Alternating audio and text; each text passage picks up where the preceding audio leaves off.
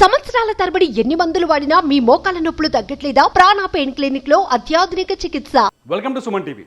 తెలంగాణలో రుణమాఫీ ప్రక్రియ దాదాపు ముగిసింది. గవర్నమెంట్ మొత్తం 4 దశల్లో రుణమాఫీ చేయడానికి నిర్ణయించుకుంది. ఇప్పటివరకు 3 దశలు పూర్తయ్యాయి. మొదటి దశలో ₹1,00,000 వరకు అప్పున్న వాళ్ళకి బ్యాంకులో రుణమాఫీ చేసింది. రెండో దశలో ₹150,000 వరకు అప్పున్న వారికి రుణమాఫీ చేసింది.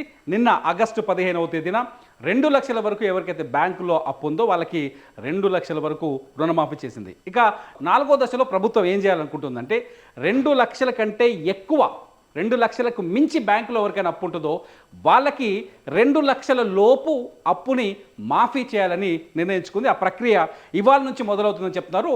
ఎప్పటికి పూర్తవుతుంది అనేది ఒక క్లారిటీ లేదు.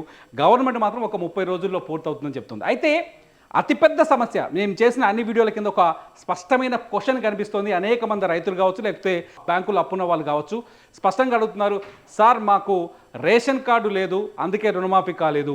మా రేషన్ కార్డులో మా అమ్మ నాన్న నా పేరు ఉంది, మా ముగ్గురికి బ్యాంకులో లోన్ ఉంది, రుణమాఫీ కాలేదు. ఇట్లాంటి క్వశ్చన్స్ అడుగుతున్నారు. నిజానికి ఇది నిజమే.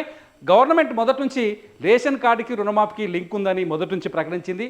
రేషన్ కార్డుని ఒక యూనిట్గా తీసుకున్నట్టుగా చెప్తుంది. గతంలో ప్రభుత్వాలు వైఎస్ రాజశేఖర రెడ్డి టైంలో కావచ్చు, కేసీఆర్ టైంలో కావచ్చు, బ్యాంక్ అకౌంట్ అంటే వ్యక్తిని ఒక యూనిట్గా తీసుకున్నారు. అంటే బ్యాంకులో ఒక ఇంట్లో 4 ఉన్నారనుకోండి, 4కి 4 పాస్ పుస్తకాలు ఉన్నాయనుకోండి, అంటే భార్యకి భర్తకి అందరికీ భర్త భార్య 2 పిల్లలు ఇట్లా ముగ్గురికి కానీ 4 కానీ బ్యాంకులో లోన్ ఉంటే ఈ ముగ్గురికి రుణమాఫీ చేసింది. అంటే వ్యక్తిని ఒక యూనిట్గా తీసుకున్నారు. కానీ ఈసారి కాంగ్రెస్ గవర్నమెంట్ చాలా స్పష్టంగా వినండి, ఎవరికైతే రేషన్ కార్డు మీద సందేహాలు ఉన్నాయో, రేషన్ కార్డు మీద స్పష్టత లేదో వాళ్ళందరి కోసం చెప్తున్న వీడియో ఇది. ఎవరికైతే బ్యాంకులో ఎవరికైతే రుణమాఫీ కాలేదో, రేషన్ కార్డు వల్ల కాలేదని ఎవరైతే ఫీల్ అవుతున్నారో వాళ్ళకు గుర్తుపెట్టుకోండి. 4 వ్యక్తులు ఉన్నారనుకోండి, ఈ 4 వ్యక్తులు ఉంటే ఈ 4 పేరు మీద 4 రుణాలు ఉంటాయి. మనిషికో 50,000 లక్ష రుణం ఉందనుకోండి, లక్ష రుణం ఉందనుకోండి. ఒకప్పుడు ఏం చేసిరు, ఒకరికి ₹1,00,000 రుణం ఉందనుకోండి, 1 లక్ష కిందనే పరిగణించారు. కానీ రేషన్ కార్డుని లింక్ చేయడం వల్ల ఏమైందంటే ఈ 4ని కలిపి, ఈ 4కి ఒక్కొక్కరికి ₹1,00,000 ఉందిగా బ్యాంకులో రుణం, ఈ 4ని కలిపి ఒక యూనిట్గా కౌంట్ చేస్తే మీ మొత్తం రుణం 4 లక్షలు అవుతుంది.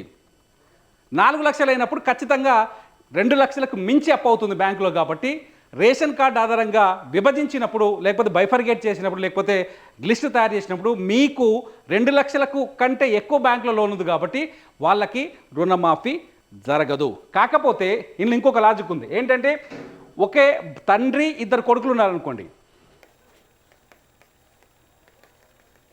తండ్రి 2 కొడుకులు ఉంటే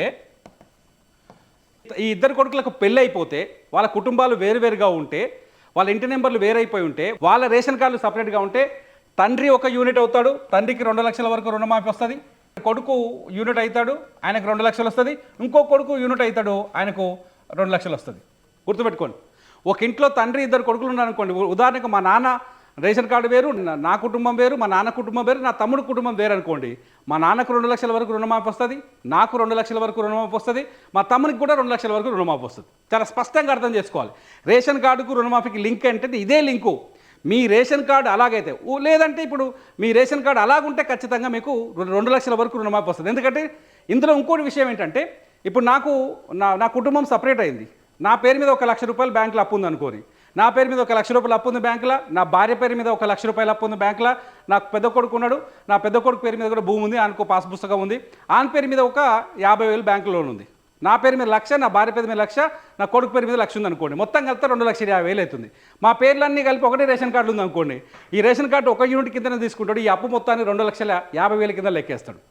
2,50,000 కింద అప్పు లెక్కేసినప్పుడు ఏమైంది, ఆ రుణమాఫీ నిన్నటి లెక్క ప్రకారం రుణమాఫీ జరగదు. 2 లక్షల లోపున్న వాళ్ళకే జరుగుతుంది. 2 లక్షల ₹1 ఉన్నను కూడా రుణమాఫీ నిన్న జరగలేదు. అలాంటి వాళ్ళకు నెక్స్ట్ ఇప్పుడు రాబోయే 30 రోజుల్లో రుణమాఫీ చేస్తానని చెబుతుంది గవర్నమెంట్. ఎంతవరకు చేస్తారు అదంటే, నాకు బ్యాంకులో 2,50,000 ఉంది కదా, నాకు నా 1,00,000, నా భార్యకి 1,00,000, నా పిల్లగానికి 1,50,000, మొత్తం కలిపి 2,50,000 ఉంది కదా, ఆ 2,50,000 పైన 2 లక్షలు తీసేయంగా మొత్తం అప్పుల, అంటే 2,50,000 ప్లస్ దానికి ఇంత మిత్తి అవుతుందిగా, ఈ మిత్తితో కలుపుకొని ఏదైతే 2,50,000 ప్లస్ మిత్తి ఉంటుందో ఆ మిత్తి మొత్తాన్ని నేను బ్యాంకులో జమ చేసిన తర్వాత నాకు 2 లక్షల మాఫీ వస్తుంది.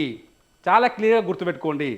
రేషన్ కార్డుని యూనిట్ చేయడం వల్ల ఏమైందంటే భార్య భూమి, కొడుకు భూమి, భర్త భూమి ముగ్గురిని కలిపేసిరు. భార్య అప్పుని, భర్త అప్పుని, కొడుకు అప్పుని ముగ్గురిని కలిపి ఒకటే అప్పు కింద చూపిస్తున్నాడు. అప్పుడు బ్యాంక్ కూడా ఏం చేస్తాడు, భార్య ఈ మొత్తం అప్పు చూపిస్తే పెద్దగా అవుతుంది. ఇదివరకు ఏం చేసింది టీఆర్ఎస్ గవర్నమెంట్ ఉన్నప్పుడు కానీ రాజశేఖర రెడ్డి గారిని చేసినప్పుడు ఏం చేశారంటే ఒక రైతును ఒక యూనిట్ కింద తీసుకున్నారు, ఒక మనిషిని ఒక యూనిట్ కింద తీసుకున్నారు. అంటే నేనున్నా ₹1,00,000 రుణమాఫీ చేస్తానని చెప్పారనుకో, నాకు ₹1,00,000 రుణమాఫీ అయింది, నా భార్యకు ₹1,00,000 బ్యాంకులో రుణమాఫీ ఉంది, ఆమెకు ₹1,00,000 అయిపోయింది, నా కొడుకు ఉంది అనుకో, నా కొడుకు రుణమాఫీ అయింది.